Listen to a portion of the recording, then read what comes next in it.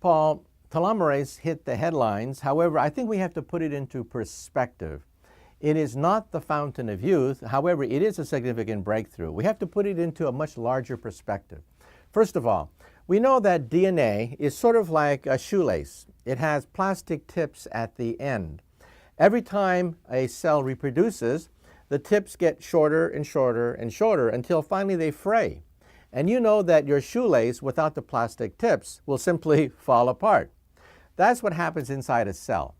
A cell, for example, your skin cell, will divide about 60 times. That's called the Hayflick limit. Then the cell goes into senescence and eventually dies. So in some sense, every cell has a biological clock. It is doomed to die after about 60 reproductions. However, telomerase can eliminate some of the contraction of the chromosomes, and the chromosomes can maintain their length.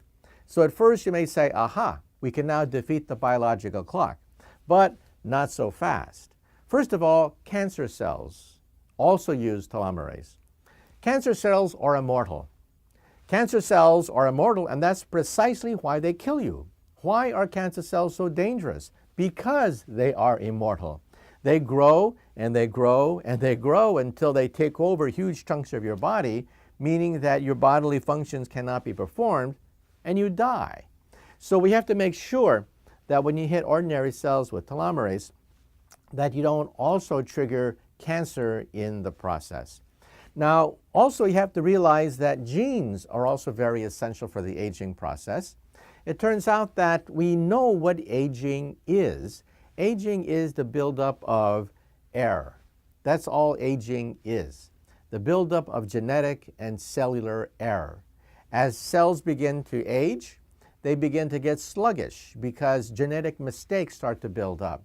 Now, cells, however, have a repair mechanism. They can repair damage to their cells. Otherwise, we would all basically rot very soon after birth.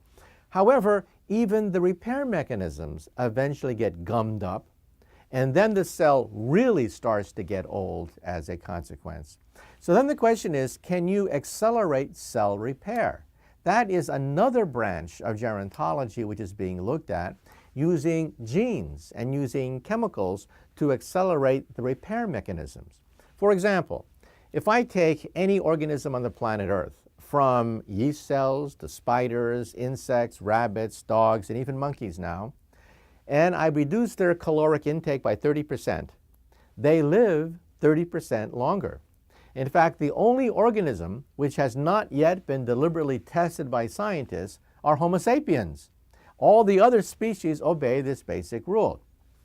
You starve them to death, they live longer. This is independent of telomerase. This is a function of the wear and tear that we have on the cells. And this is the only known way of actually deliberately extending the lifespan of any organisms almost at will. Now, what we want is a genetic way of mimicking this mechanism without having to starve yourself. Because how many people do you know would be willing to starve themselves in order to live 30% longer?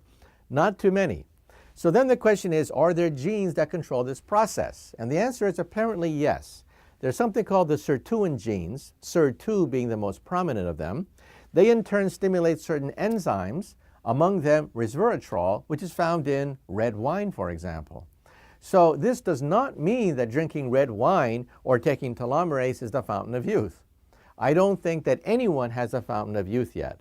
What I am saying is, we are now finding pieces of the fountain of youth, tantalizing clues that mean that perhaps in the coming decades, we might be able to actually unravel the aging process.